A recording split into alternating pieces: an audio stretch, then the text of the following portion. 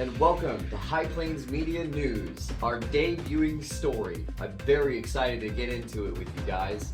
Today, we're going to be covering a meeting that AISD had last week about possible school closures due to budget deficits. But before we get into today's deep dive, let me assure you and make it straight that they have not, as of that meeting, decided to close a school for the 24-25 school year.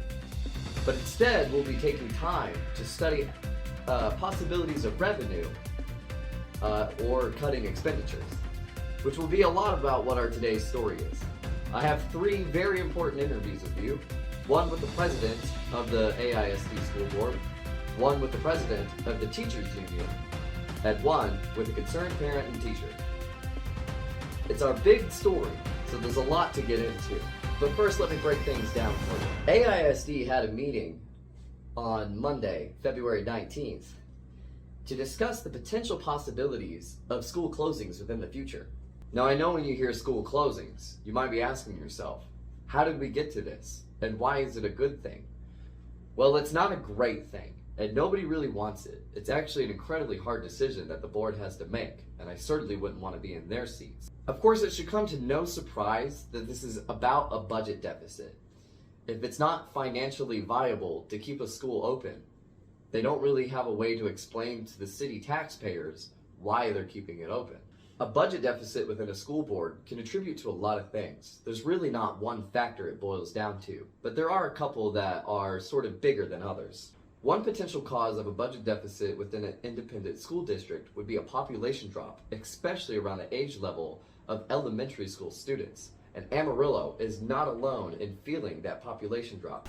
In 2010, we had 169,508 residents. In 2020, it had decreased to 168,182. And then as we've talked about, just watching the birth rate in our attendance zones decline, we've watched it decline by over 20%, from the 2010 to the 2020 census. The latest birth rate information we've seen is still preliminary coming out. They're still pretty flat. We're not seeing a COVID bump yet, as we've all affectionately hoped we might see. According to AISD Superintendent Doug Loomis, a school district can sometimes see issues like this around their 25-year mark. This isn't exactly something that's historically unprecedented. I will tell you, I've been watching these projections for 20 years now, and it is not uncommon that when you get to that 25-26 school year, we see these aren't nearly as astronomical kinds of deficits that I've seen historically here. And again, it was also said at the meeting that we are not alone and that other districts are feeling this exact same effect on worse levels. And we're not alone in these kind of projections, right? Oh, no, we're not. Or actually, we might be closer along because others look worse. Yes. A lot of what was talked about in the meeting was the idea that is it better to do this decision sooner or later? Sooner could cause us to avoid any unnecessary expenditures and sort of nip the problem in a bud. However, waiting could also give them more clarity as if it might not exactly be necessary or the best way to go about it as the population changes in Amarillo in the future. I used the analogy of a longer runway last week, and we just, in my opinion, and I recognize I'm one, and I'm not even a voting member on this one, we just need a longer runway, because the schools that you might decide to consolidate today because they have the smallest, as things continue to play out within the neighborhoods, those could change, and likely will change. There are schools that I can look at that have lowest enrollment today that you might think about, let's consolidate. But when I recognize the other schools within that quadrant or within that triangle, they're at capacity or they're close to capacity, the truth is that might not be the right school to merge with. And a few months, a few years down the road, we may have a clearer picture of campuses that we would want to merge together. Now let's talk about this kind of like it's a regular business. When a regular business goes into a budget deficit, They need to start making cuts on expenditures, and fast. And the biggest expenditure in any business is always labor, or usually labor. Now it goes the same with AISD. Teachers and faculty take up a heavy sum of their overall budget for the year, which is around $300 million. But of course, mass layoffs of teachers is also not good news, nor good for the community. But according to the concerns of teachers and parents, neither is closing a school. There is also a third option, possible program cutting, which no one seemed to be happy about. Amarillo seems to take a lot of pride within our athletics, science, and art. So another alternative is cutting programs? Yeah. Yes. These are sort of known as the big three evils of this story. It's not that they're actually evil, they're just really hard decisions to make. And the school board and no one around here wants to make it. It's just a tough thing we might have to do. There are possibilities to look at revenue and ways to bring more in. The easiest way to bring in a high amount of revenue quickly would be to hold a T.R.E. A T.R.E. stands for a tax revenue election.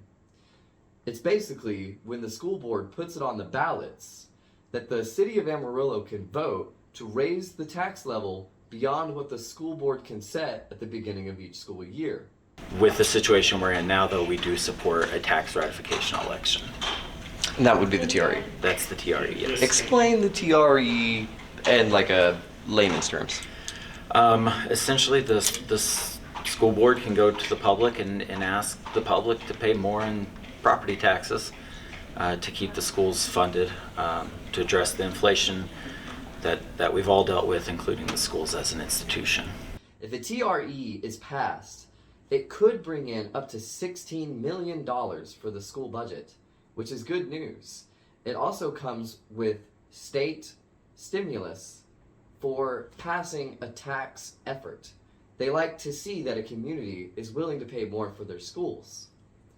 Essentially, the more we give to the school, the more state's also willing to give. A TRE would generate how much more revenue per year? If you do the maximum allowable, it would be about $16 million. 16 million. That's with the 9-cent increase. 9 cents. Yeah. Although raising taxes isn't always the best thing. And I can see where some people don't think that that might be the best call, especially because it was talked about in the meeting that when we get down to the budgets of 2 years later, the TRE may still not be enough to keep the school open. I think it would be dishonest with me to look at this group and say, I see a path where we're never going to close schools, because I don't. We've talked about the birth rate decline, we've talked about the refugees, we've talked, but what I'm hearing from you is, with all things considered, we are eventually, as best as we can see, we are headed toward eventually, Yes, as ma'am. much as all of us hate this, there's gonna have to be something, some closure, some consolidation, something. Short of a hope of funding, the revenue stream changing, and it has to change permanently for that to happen. Even a TRE at $16 million, no matter how conservative we are and frugal we are with that over the next, decade, somewhere along the way, that money's going to be expended, and you're going to be standing on the other side of this. Exactly. If the revenue doesn't change, and again, it's got to be because at that point, you will have no tools left to raise local tax dollars. It'll all be the state's ability. And short of some type of development or something that brings in housing for people with small children, I mean, we don't see anything beyond that 16 million. So even with cutting expenditures, even with looking at revenue, there are so many talks at this meeting that this might be a decision that we have to make later down the road. So what would that look like? There's also the issue of if you close a school, what do you do with the building? Do you just leave it to sit and rot and be vandalized or some vacant lot within a neighborhood? Of course, this is something the school board wants to avoid. And there are also options with private partnerships with nonprofits who could sort of reside in the building and turn it into something like a homeless shelter or a sort of low-cost education center for adults, or any kind of non-profiting resource center. This would be easier than trying to sell the building. Not exactly everybody has the money to just buy a school. And I wouldn't even imagine who to start talking to sell it. But that's enough out of me. Let's hear what our interviews have to say. I believe not closing schools, having other considerations as far as the tax ratification election, the bond election going through. It's giving the community an opportunity to really come forth and say, yes, we will support our schools, we will support our community as a whole, that all kids are important, that all teachers, all schools are important, that we're not going to say that anyone is disposable, that schools aren't disposable, our communities aren't disposable, neighborhoods aren't disposable. We heard from one of our Landergan teachers today. She's a great teacher, and man, I would have it no different way than our communities to be passionate about their schools and about their communities, because they're important. I would have been passionate about my school too. We've heard from a lot of them, and that's important, and it's important that they love their schools. The community would be able to decide, at that point, are we investing in our schools, or do we want to take some other path? I think if the community doesn't want to pass a T.R.E, then closures are inevitable, much quicker than anybody would want. I could see it being inevitable. It's not a position anybody wants to be in. I think the demographic data shows that if we don't have an increased birth rate, if we don't have an influx of younger folks into Potter County, Amarillo's not going to exist in the way that it exists in our minds today, and that's not something that's sustainable for keeping 35 elementary schools open. Okay, I believe that will be the end of my questions. Do you have anything that you would like to add? The only piece I would add is that I think it's fair for people to know that we're in this position because the state legislature didn't use any of the more than $30 billion in surplus funding to put into public education.